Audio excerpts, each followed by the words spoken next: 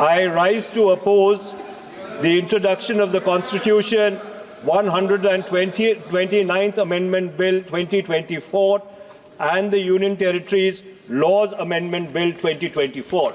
Mr. Speaker, sir, beyond the 7th schedule of the Constitution is the basic structure doctrine. And that basic structure doctrine spells out that there are certain features of the Indian Constitution which are beyond the amending power of this House also.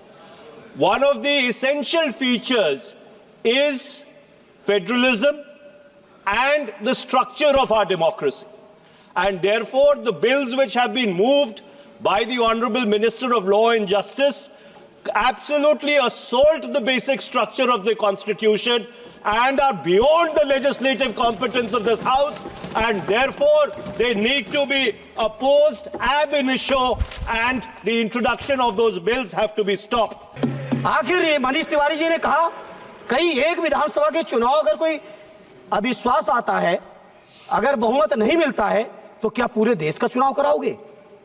पूरे देश का चुनाव कराओगे?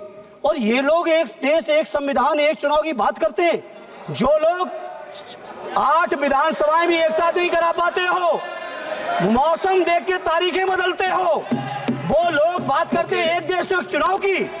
इसलिए अध्यक्ष जी, मैं अपनी party की ओर से, अपने नेता आदरणीय अखिलेश यादव जी की ओर से इस बिल का पुरजोर विरोध करता हूं और आपके माध्यम से देश के जनमानस से कहना चाहता हूं, ये भारतीय जनता पार्टी के लोग तानाशाही लाने के नित नए रास्ते लाते हैं। माननीय सदस्य मनीष तिवारी ने 72 का हवाला देकर जो विचार व्यक्त किए हैं और जो विरोध किया है, इस पर सदन का कोई भी सदस्य अपने विचार रख सकता है।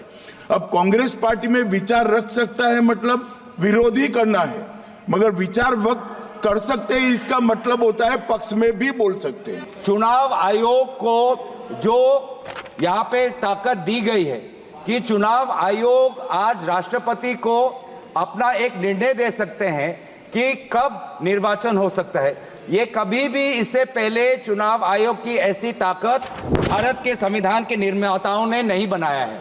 चुनाव आयोग की क्या सीमाएं हैं वो आर्टिकल 324 में है, जहां पर इलेक्शन कमीशन को बस कैसे सुपरवाइज करना चाहिए, कंट्रोल करना चाहिए, इलेक्शन रोल कैसे बनाना चाहिए, वहीं तक ही चुनाव आयोग की क्षमताओं का सीमा बनाया है।